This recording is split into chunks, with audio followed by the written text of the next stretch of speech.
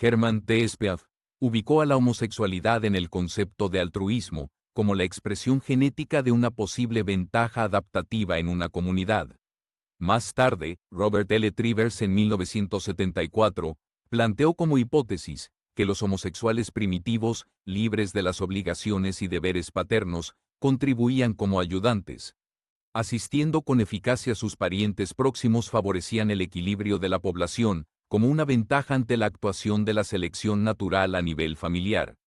De esta forma, los genes causantes del altruismo necesariamente debían estar compartidos por dos organismos emparentados en una ascendencia común, ya que el acto altruista de un individuo aumentaba la contribución conjunta de dichos genes a la próxima generación, propagando su propensión al substrato genético de la población. Antes de que Dean Hamer y su equipo del Instituto Nacional del Cáncer de Estados Unidos dieran a conocer la región cromosómica P28 como la posible responsable de una tendencia homosexual, Ernest Kalman, con base a los datos obtenidos en sus estudios con gemelos, propuso la existencia de una predisposición genética homosexual. Hutchinson, 1959, al tratar de explicar por qué la homosexualidad ha permanecido en la evolución del hombre, sugirió que los genes homosexuales podrían presentar una mayor eficacia en aquellos organismos, cuyos genes tuvieran más de una posibilidad alternativa de expresión, heterocigotos. La diferencia entre el hallazgo de Dean Hamer y la hipótesis de Hutchinson es que el primero se refiere a un carácter ligado al sexo, cuya expresión está sujeta a un estímulo externo. El segundo se refiere a la posibilidad de expresión entre caracteres dominantes y recesivos, donde el carácter dominante inhibe la manifestación del recesivo. Para entender mejor a Hutchinson, al plantear que la homosexualidad está implícita en el acervo genético de una población y cómo se manifiesta en ella, veremos el siguiente ejemplo con tres posibilidades de combinación genética. Antes de explicar, debemos conocer algunos tecnicismos y nomenclatura usados. Los genes se expresan en pares, porque uno proviene del padre y el otro de la madre. Un gen con carácter dominante se representa con una A mayúscula. El gen con carácter recesivo se representa con una A minúscula, que coloquialmente llamaremos Yang. El carácter homosexual es recesivo y será representado por una A minúscula. El carácter heterosexual es dominante y será representado por una A mayúscula. Se nombran homocigotos al par de genes iguales y heterocigoto al par de genes diferentes. Un homocigoto dominante está representado por un par de A mayúsculas. Un homocigoto recesivo se representa con un par de A minúsculas. Un heterocigoto es cuando el par de genes lo conforman una A mayúscula y una A minúscula. Un carácter dominante siempre oculta o inhibe la expresión de uno recesivo. Un carácter recesivo solo se expresa cuando ambos genes son recesivos, homocigoto recesivo. Visto lo anterior, al final obtenemos que un homocigoto dominante es aquel que heredó de su padre y de su madre ambos caracteres dominantes. Su genotipo es doble A mayúsculas y su fenotipo o expresión es heterosexual. Un homocigoto recesivo es aquel que heredó de su padre y de su madre ambos caracteres recesivos. Su genotipo es doble A minúsculas y su fenotipo o expresión homosexual. El heterocigoto es cuando se hereda de uno de los padres un gen dominante y del otro padre un gen recesivo. Su genotipo es una A mayúscula y una A minúscula y su expresión es heterosexual, aunque como portador de un gen recesivo, tiene la probabilidad de tener hijos homosexuales. Al igual que en el episodio 4 del capítulo 3, haremos 4 cruzas para obtener la probabilidad de descendencia. Con diferencia a la hipótesis de Yame, estas características no están ligados al sexo, por lo que su expresión no depende del sexo del padre o de la madre. Caso 1. Cruza entre un homosexual y un heterosexual. El homosexual tiene dos genes recesivos, gay. El heterosexual tiene dos genes dominantes, no gay.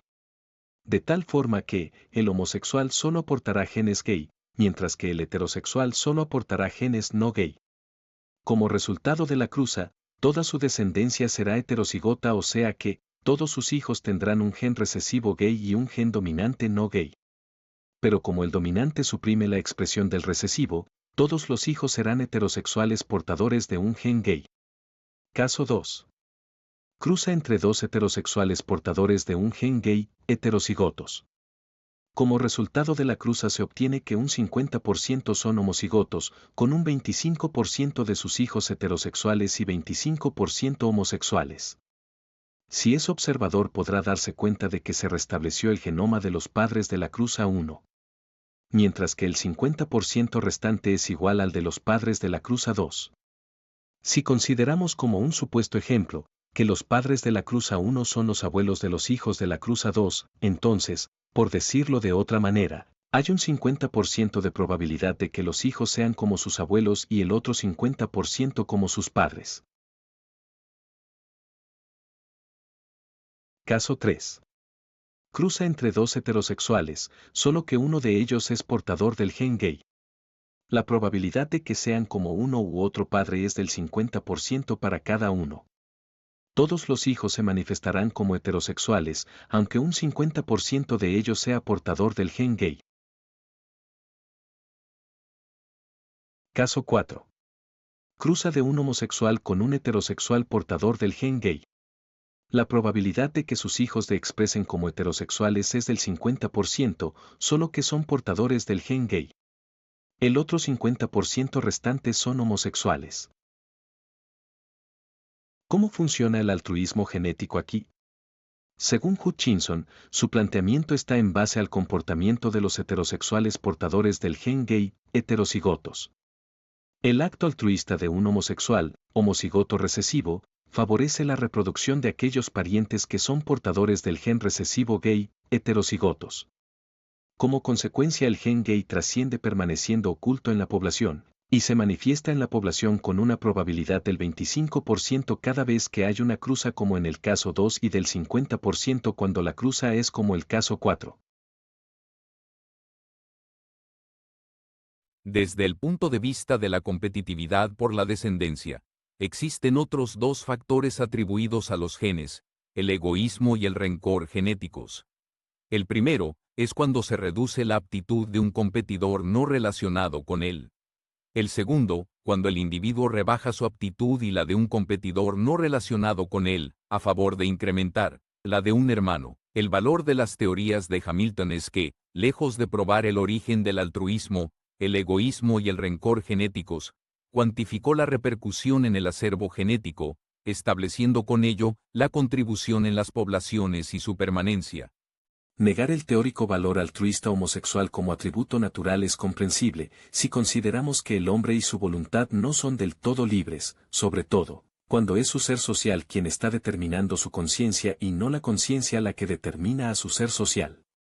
Un ser social que se sustenta con la contribución que resulta de la interacción entre los individuos y su medio.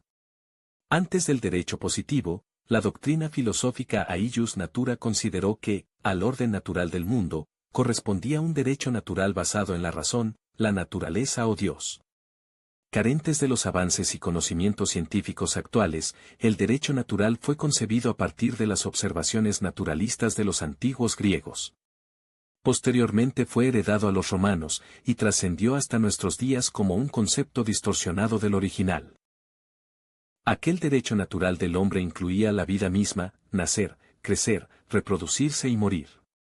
La satisfacción de necesidades fisiológicas, respirar, comer, defecar, orinar, transpirar, etc. Como resultado de fusionar la moral y el mundo físico, se incluyeron la libertad, el pensamiento, la felicidad, la voluntad, la conducta, la sexualidad, la razón y la inteligencia. Los límites biológicos del derecho natural se desvanecieron, cuando la concepción griega de naturaleza se justificó con que, la razón de existir del hombre era vivir conforme a ella y el derecho a pertenecer a una comunidad.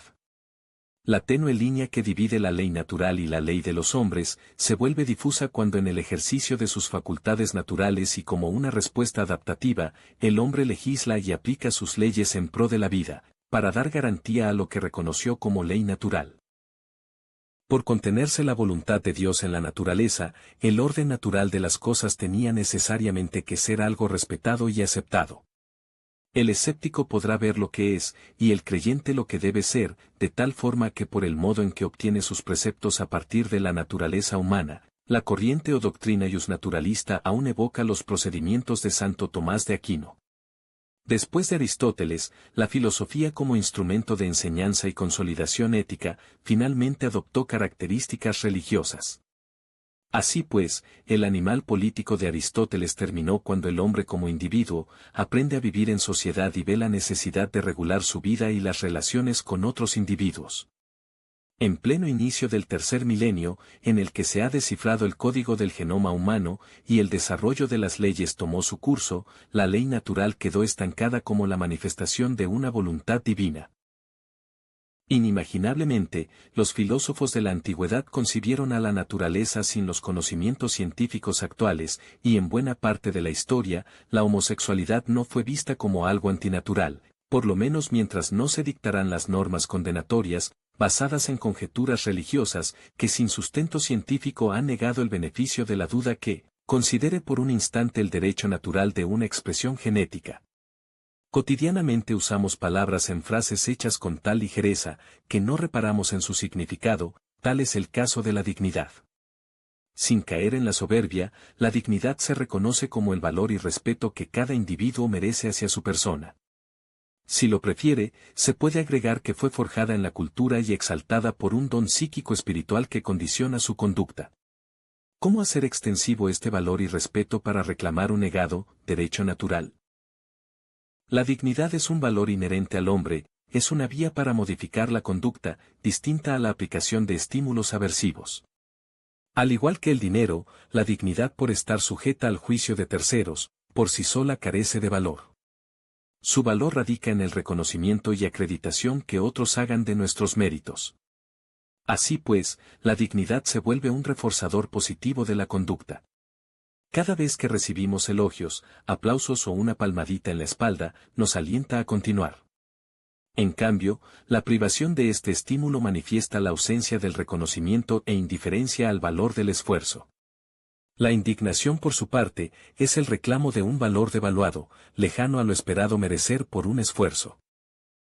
Así pues, la necesidad de revalorarnos con un ávido requerimiento de elogios que fortalezcan y revaloren la aceptación de la conducta, dirige la atención a los juicios y estos a la relativa moral con la que se juzga, aprueba o desaprueba.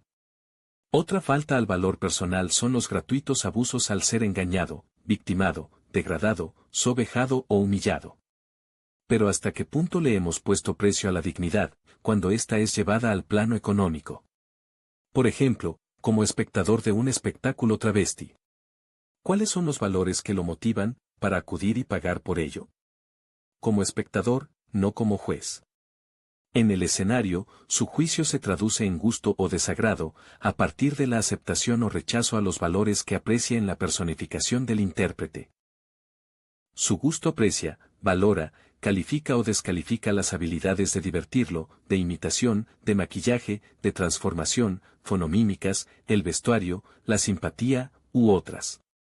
Pero si el intérprete imita con voz propia, su valor aumenta con respecto al que hace fonomímica y los valores se redirigen hacia la habilidad de imitación y caracterización. El reforzador positivo entonces se traduce en más aplausos. Cubrir o superar las expectativas de los clientes se traduce en éxito, popularidad y prestigio que aseguran la concurrencia de clientes cautivos y satisfechos. El esfuerzo y la habilidad se traducen en mayores ingresos y remuneración. Al término del espectáculo, la estrella de la noche al dirigirse a su casa es interceptada por un grupo de gañanes transfóbicos y cambian el glamour y los aplausos por abucheos, burlas, insultos, golpes, robo y hasta violación. ¿Dónde quedó aquella alentada dignidad, valorada con dinero, prestigio y aplausos? Así pues, la valía o dignidad de una persona es reconocida con elogios, pero contrariamente, cuando este valor es incomprendido, la causa de los efectos se adjudica al individuo fuente de indignación. El prejuicio de los agresores evitó ver al artista, en su lugar, su reacción agresiva fue por la ofendida dignidad a la integridad masculina. Ahora bien, si el grupo de gañanes contaba con un líder que los motiva y dirige, la ganancia de éste fue el respeto, admiración, reconocimiento y aceptación de su grupo, retroalimentando con ello el modelo de conducta. Cómo se debe entender la supremacía de la inteligencia y raciocinio, que marca la diferencia con el instinto animal, cuando el concepto de hombría adopta el prototipo de macho, en un contexto sociocultural analfabeta con falta de conciencia. Veamos otro ejemplo.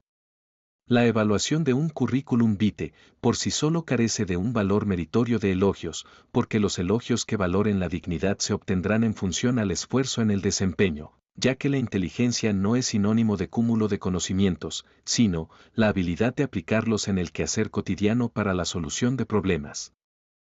Pero también tenemos la dignidad corrompida, esa por la que se paga a cambio de obtener elogios. Como ejemplo tenemos al clásico salamero adulador o lamebotas, que a cambio de una retribución llega a extremos de aceptar la humillación, reforzando con su actitud sumisa y servil a aquel que le paga por ello. Hacer una escrupulosa autovaloración que ponga de manifiesto los corrompidos valores, ejerce un peso sobre la conciencia que provoca sufrimiento, conduciendo al autoengaño cuando se pretende librarse de él, sobre todo cuando se trata de asumir la responsabilidad de aplicar un continuo, excesivo e injusto estímulo aversivo que afecta la dignidad de terceros, resultándole más cómodo justificarse desde la posición de víctima.